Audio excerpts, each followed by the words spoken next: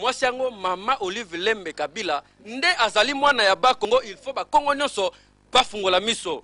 Sima ya maloba na ye mbala moko atomboli Richard Majeko loboko pona kolakisa ye na mokili mobimba ke yende akokumbela les amis de Kabila na kati ya ba Congo. Apesi drapeau ezali kolakisa pendele pe engagement ya kokumbela vision Joseph Kabila n'impact ya danger.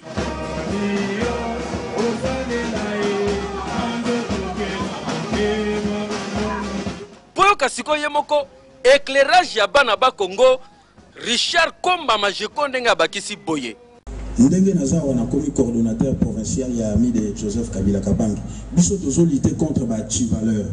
Ndenge na ebisi bino to ye pona le 5 chantiers à chef de l'État en marche, c'est-à-dire Toko Kokisa Yango et Bandeliti Souka. Et Bandeliti Souka. Oh, nous sommes le 5 chantiers Yango Bisonde Toko Sala Yango. Congo Oyo, Eko Tonga Mato, Eko Tonga Mate. Ba Congo, Eko Matalato, Eko Matate.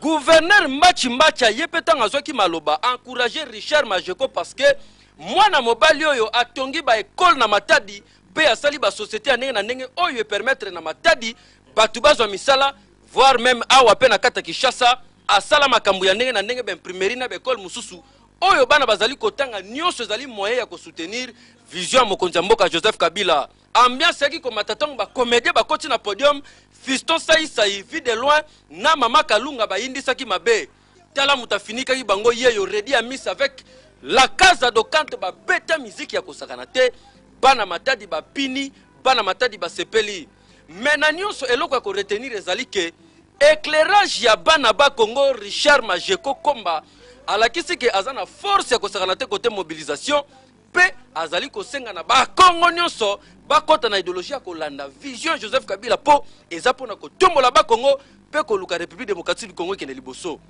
ba Congo pe Matadi balobi d'accord na Richard Komba Majeko. Mathieu Zabien. Yassal.